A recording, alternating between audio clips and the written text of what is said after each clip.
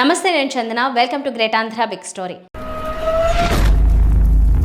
అసలే జనసేన కార్యకర్తలు టీడీపీ కార్యకర్తలు నాయకులను ఓ రేంజ్లో ర్యాగింగ్ చేస్తున్నారు.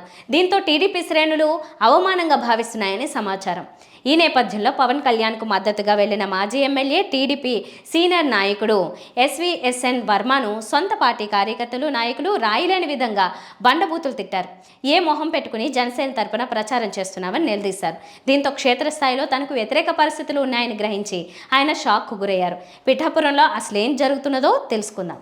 పిఠాపురంలో టీడీపీ తరపున వర్మ బరిలో నిలవాలని గత ఎన్నికల్లో ఓడిపోయినప్పటి నుంచి జనంలో తిరుగుతున్నారు. ఈ నేపథ్యంలో పొత్తులో భాగంగా జనసేన నుంచి పవన్ కళ్యాణ్ పోటీ చేస్తారనే ప్రచారం తెరపైకి వచ్చింది.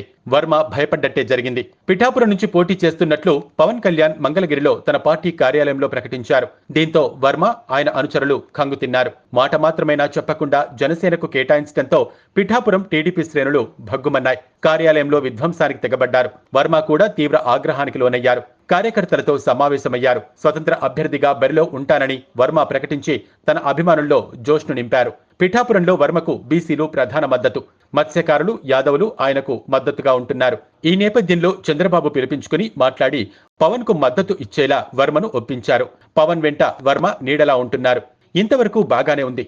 ఇప్పుడు అసలు కథ మొదలైంది. పవన్ తరపున వర్మ ప్రచారానికి బయలుదేరారు.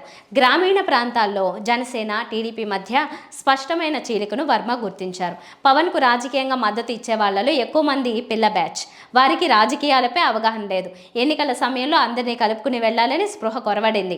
దీంతో వర్మను కాదని తమ నాయకుడు టికెట్ దక్కించుకోవడం టీడీపీపై జనసేన విజయంగా పిల్ల బ్యాచ్ వ్యవహరిస్తోంది. వర్మకు అంత సీన్ లేదని, ఇక పవన్ కళ్యాణే శాశ్వతంగా పిఠాపురంలో ఎమ్మెల్యేగా ఉంటారంటూ టీడీపీ శ్రేణుల్ని జనసేన పిల్ల బ్యాచ్ ర్యాగింగ్ చేస్తోంది. స్వతంత్ర అభ్యర్థిగా అయినా నిలబడతానని గొప్పలు చెప్పి ఇప్పుడు జనసేన శ్రేణుల వద్ద తలదించుకునేలా చేశావని వర్మపై తీవ్ర ఆగ్రహంగా ఉన్నారు.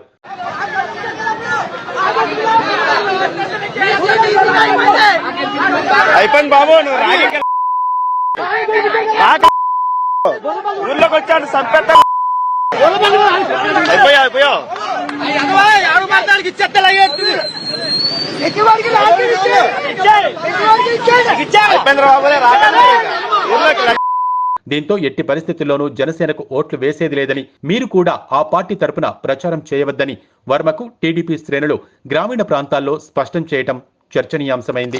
ఇప్పటికైనా మించిపోయింది లేదని, పవన్ గెలిపిస్తే తనకు తానుగా రాజకీయ సమాధి కట్టుకున్నట్టు అవుతుందని వర్మపై అనుచరులు ఆగ్రహిస్తున్నారు.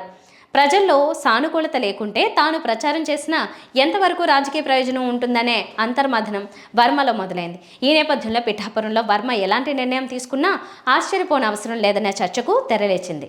ఇది వాళ్ళ బిగ్ స్టోరీ. మరిన్ని టాపిక్స్తో మళ్ళీ కలుద్దాం. నమస్తే.